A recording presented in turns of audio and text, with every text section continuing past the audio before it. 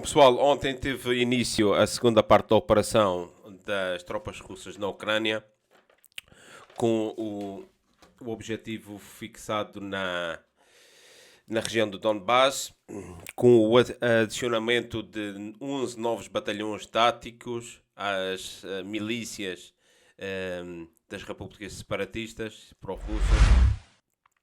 E ontem houve a destruição também de um depósito de armas em Lviv, no oeste da Ucrânia, por parte da Rússia. E a Rússia advertiu às potências europeias e aliadas que estão a enviar material pesado, artilharia pesada, para a Ucrânia, que não terá limites para destruir estas entregas, e seja onde forem. Portanto, este aqui é complicado porque isto devem entrar por território polaco e aqui poderia dar-se uma situação que pode escalar imensamente a situação. Porque aqui vemos que a União Europeia, em particular, está extremamente empenhada na defesa do regime de Kiev e tanto a Grã-Bretanha como a Holanda, como a Alemanha estão a enviar artilharia pesada, para além de outros países como a Espanha, enviar armas de munições ligeiras, mas estão completamente envolvidos nesta guerra, de uma forma não tão indireta como devia ser. Quer dizer, estamos a falar de um país que não faz parte da União Europeia, que é candidato à entrada na União Europeia desde há coisa de um mês. Portanto, este é um processo que vai durar anos até que pudesse entrar. Todas as circunstâncias são as que são. Portanto, também não se vê aqui, não se vê seriedade da parte da União Europeia. O espanhol, o Sánchez, diz que vai viajar agora a Kiev. Gostam de fazer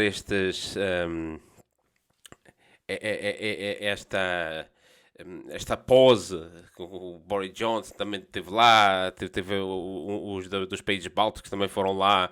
Isto é tudo para propaganda interna, para demonstrar presença na política internacional. Mas o que é certo é que os britânicos, enviando material, o que é certo é que eles estão enviando tanques armored, como é que chama? Blindados, lança-mísseis, e eles próprios agora começam a ter carestia deste tipo de material para a defesa da Grã-Bretanha, do Reino Unido.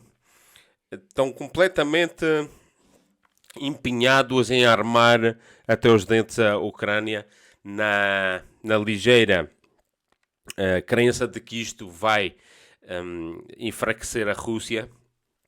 Claro que isto supõe milhões ou milhares de milhões de euros de benefícios para empresas europeias, empresas do sector do armamento, que estão ligadas àquilo que é o deep state de cada país destes países. Temos aqui a Holanda completamente empenhada neste tema, um país que tem um governo que está completamente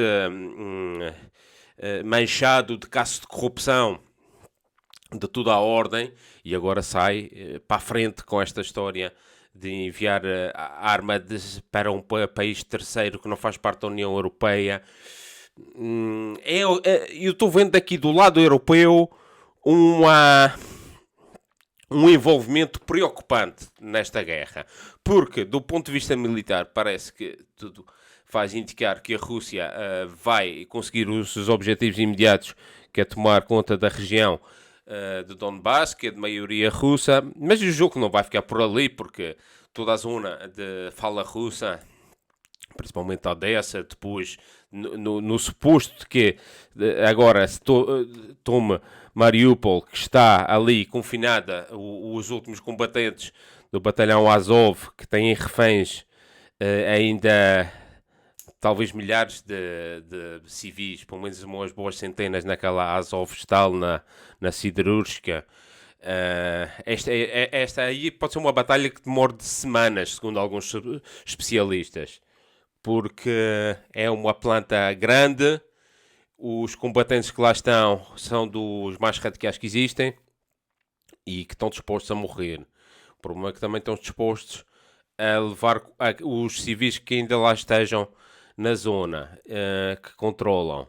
E esta planta tem pelo menos 5 andares subterrâneos. Mas dizem que vai até 8 andares subterrâneos. E há informação, que eu não sei se pode ser corroborada ou não, de que nestas plantas, nestes andares subterrâneos, houvessem estes biolabs, alguns biolabs da empresa Metabiota, que tinha participação do filho do Biden, o Hunter Biden, que estava ligado também à Burisma, que era ele fazia parte da administração da Burisma, da Companhia do Gás, que, salvo erro, era propriedade, ou era, tinha uma grande parte que era daquele que dizem ser o chefe do Zelensky, o Igor Kolomoisky, um desses oligarcas da Ucrânia. Esta foi a informação que foi veiculada durante algum tempo por vários autores. Um deles, antes que me esqueça, é um jornalista norte-americano de origem chilena. Eu acho que tem as duas nacionalidades, o Gonçalo Lira, que eu já falei aqui em algum momento. Ele está desaparecido desde sexta-feira. Eu segui o Gonçalo Lira desde quando ele ainda estava em Kiev. E depois ele conseguiu sair. Ele disse que estava num hotel de 5 estrelas. Eu ouvi aquilo tudo em direto. Aquilo foi uma história, também não havia grandes evidências, não se podia comprovar que ele estivesse no sítio onde estava, mas parecia ser credível a informação, porque se ouvia as bombas, as sirenes ao fundo e tal. Ele depois foi para Kharkiv, porque a mulher dele, em princípio, parece ser que a mulher dele é ucraniana e é de Kharkiv, e tinha aí os 2 filhos, mas e o segui durante estas últimas 2, 3, 4 semanas, os seus vídeos, e ele fazia muitas alegações em redor de todo o sistema que tinha a ver com o Biden, o filho do Biden, toda aquela trupe, aquela clique dos democratas, da Victoria Nuland, Wendy Sherman, do Jack Sullivan, e de toda esta gente que estava ligada ao Zelensky, ao Igor Kolomoisky, e depois às pessoas jornalistas e militantes de ONGs pró-russas que desapareceram na Ucrânia, e ele tinha uma lista da qual ele demonstrou que havia pelo menos umas 10 pessoas, mais ou menos, que tinham desaparecido. E ele estava debaixo de pressão, e ele estava fugido, ele estava um pouco paranoico.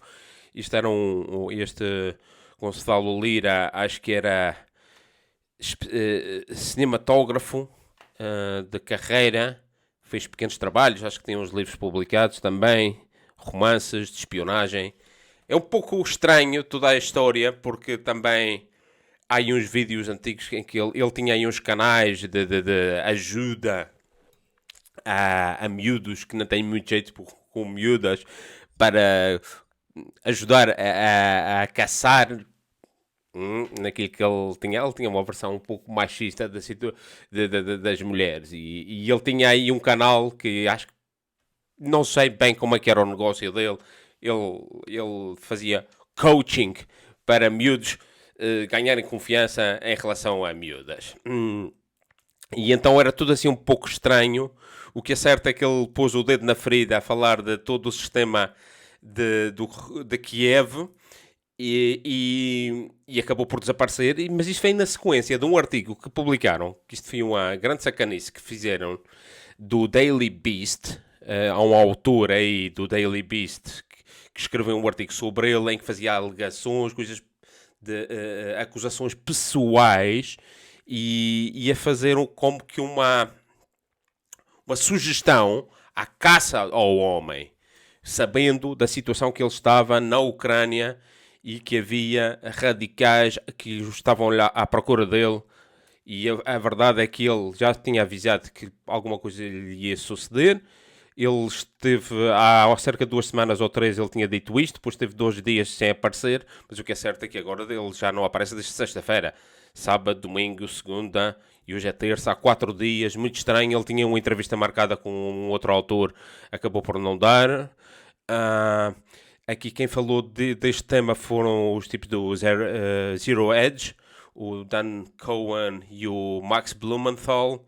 Falaram que suspeitam que ele tenha sido raptado por estes de batalhão Azov ou um destes próximos. Ele fazia aqui uma grande acusação e dizia que o tipo que manda no Zelensky na parte militar é o tipo do sector direito.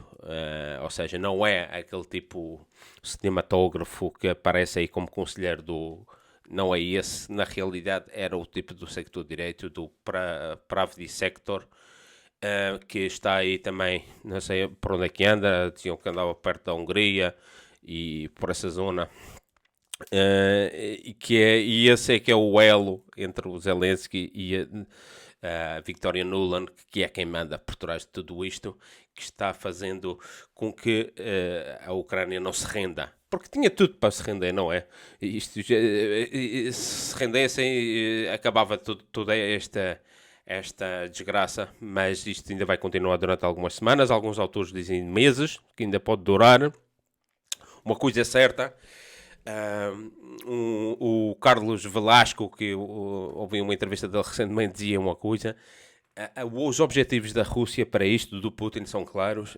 Isto é para deixar sanado o tema. Ou seja, não é para que daqui a 5 anos recrudesça outra vez. Não. Isto é para acabar com o tema e para definir já um estatuto para a Ucrânia. Eu acho que é mais do que isso. Eu acho que é para definir uma nova arquitetura de segurança para a Europa, na qual a Rússia quer fazer parte. Isto foi dito desde o princípio, antes da guerra ter começado, até, inclusivamente, e o balanço de poderes no mundo. Portanto, aqui há muito em jogo. A Ucrânia, infelizmente, está sendo vítima da decadência do Império, atual, unipolar, existente desde 1991. E é um império que não quer perder a sua face, nem quer perder o seu estatuto. Portanto, não está disposto a ceder, porque sabe-se ceder e se perder a Ucrânia, porque aqui a Ucrânia pode haver vários estatutos, pode haver o da tal Nova Rossiya, e as partes de fala russa passam para a esfera da Rússia, um Estado novo, alguma coisa assim, e a parte ocidental entrar na União Europeia. Pode manter-se o estatuto neutral, que seria o mais... Pode haver uma federação, pode haver... Mas, quer dizer, a ideia de entrar na NATO, que aí fica de uma vez por todas acabada essa ideia. Que na União Europeia há uma ideia de fazer a tal agora sanções contra o petróleo e o gás russo.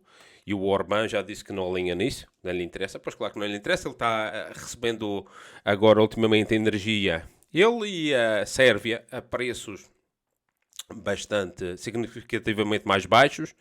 Há muita gente que tem agora também muita esperança de que na França as coisas mudarem e a Le Pen for presidente, ela vai fazer aqui uma aliança para... Não duvido, acho que ela tem essa ideia, com certeza. Outra coisa é se ela realizava essa ideia. Por outro lado, ela também veio falar de que queria fazer uma aliança com a Rússia para se contrapor à China. Isto nem é... Tem até um pouco falta de educação. Quer dizer, o russo vai olhar para ela e dizer: estás-me a chamar de tonto ou quê? Nós temos uma parceria com a China e estamos bem com esta parceria. Aquilo que, ao fim e ao cabo, o que representa é uma coisa muito mais grave. É a falência do Ocidente e da Europa, mas eu acho que por muitos mais anos. Porque entrar neste nível de jogo dicotómico, ainda por cima, muito à maneira norte-americana, é estar já a empatar o futuro, a dizer que queremos ser amigos da Rússia para nos confrontar contra uma potência terceira.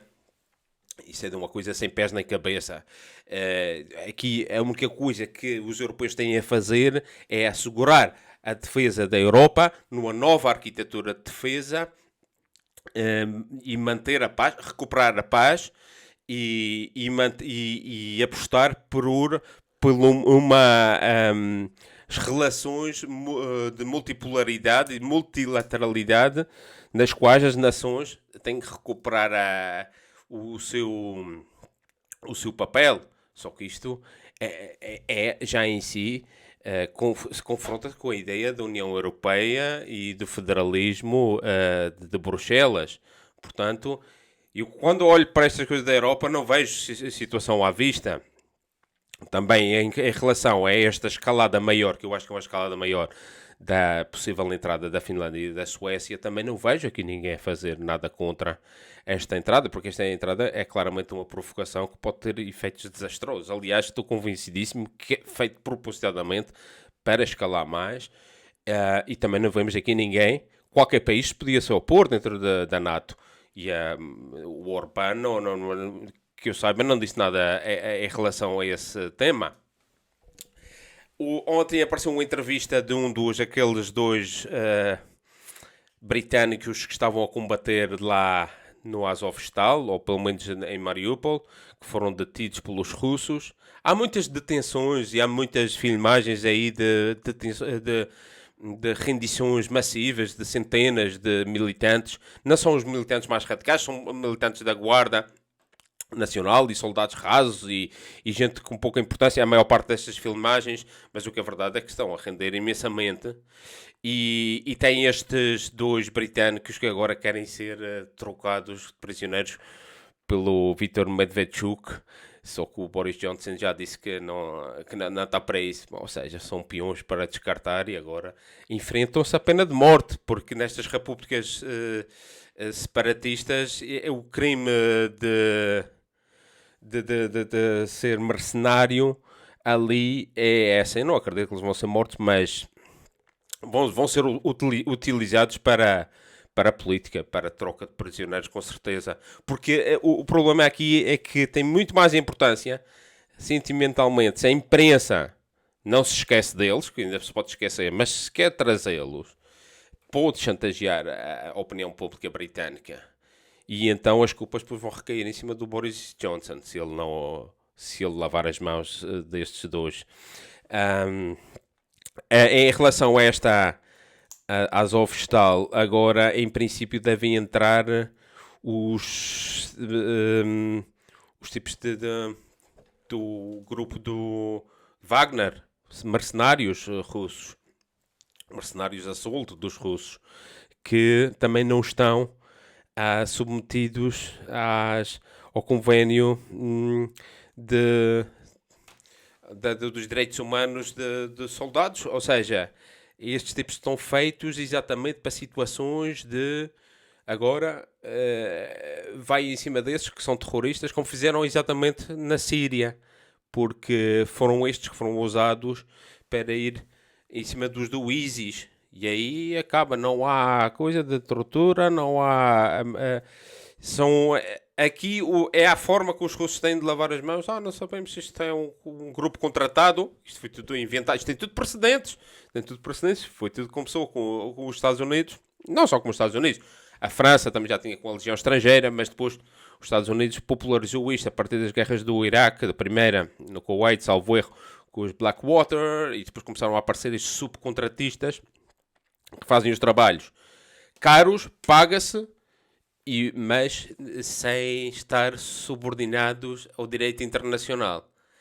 E então, isto aqui é um pouco a financiarização da guerra e a terceirização dos serviços, que é um dos problemas que agora se debate também. A defesa norte-americana e o Pentágono é o dinheiro que se gastou nisto tudo, mas também o que se poupou em como é que se chama, uma pessoa aposentada ter que pagar soldados. Não, eles utilizam esta carne para canhão. Se morreu, morreu. Se não morreu, são brutais. E agora os russos usam este tipo de coisa com este grupo Wagner, que deve estar incumbida a situação agora nem o Azovstal. Do ponto de vista de propaganda, obviamente, eu já reparei aqui na rádio, na Alemanha, nos jornais e um pouco também na internet, aqui noutros países mesmo, que qualquer coisa que seja feita agora pela Rússia, a pressão é enorme. Estão sempre a chantagear qualquer coisa, dizem que são civis, que são crianças, que são mulheres, porque estão vendo que agora a Rússia pode finalmente cumprir os seus objetivos. E então vão fazer tudo, mas isso aqui já foi dito noutras ocasiões, muito provavelmente hajam situações de atentado de falsa bandeira, ou do ponto de vista propagandístico dos telejornais, da rádio, das revistas, dos jornais, puxar tudo para a parte emocional ainda mais, como aconteceu em Bucha, que agora já não se fala, porque provavelmente não convém saber quem é que afinal é que morreu ali, por quem é que foi morto. Então essa narrativa já desapareceu um pouco, mas não podemos menosprezar o poder dos meios de comunicação aqui na Europa. São brutais. Se eles vêm com a narrativa de dizer que a Rússia está... Toda a gente vai acreditar para... O máximo que podem fazer é depois envolver países da NATO na situação. Porque eu julgo que é essa a ideia que se tem vindo aí a cozinhar desde há mais de um mês. É de criar uma opinião pública favorável a uma intervenção da NATO ali. Que é para não deixar. Porque o objetivo final é não deixar que a Rússia consiga os seus objetivos. Ou seja, é uma fase outra vez. Quanto mais se vê o final do tema militar, mais se vê o espectro de uma escalada mais perigosa ainda. Enfim, vamos ficar pendentes do que se vai passar nos próximos dias. Até à próxima.